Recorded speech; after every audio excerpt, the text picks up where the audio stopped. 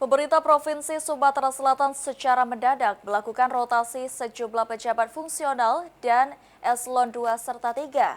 Di antaranya Kasatpol PP Aris Saputra yang kini menduduki jabatan sebagai Sekretaris Dinas Kearsipan Sumatera Selatan. Rotasi tersebut menurut Wakil Gubernur Sumatera Selatan Ciujang karena kepentingan organisasi dan kemungkinan masih akan ada lagi.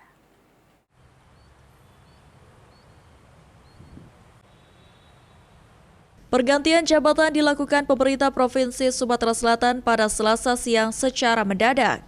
Nama Kasatpol PP Sumatera Selatan Aris Saputra menjadi salah satu yang harus diganti dan menduduki jabatan baru sebagai Sekretaris Dinas Kearsipan Pemerintah Provinsi Sumatera Selatan. Wakil Gubernur Sumatera Selatan Ciujang yang dijumpai di DPRD Sumatera Selatan menyampaikan, jika pergantian jabatan tersebut bagian dari kebutuhan organisasi dan mengisi kekosongan sejumlah pejabat pemerintah Provinsi Sumatera Selatan. Ciujang memastikan jika nantinya kemungkinan masih akan terjadi lagi rotasi jabatan di tubuh Pemprov Sumsel.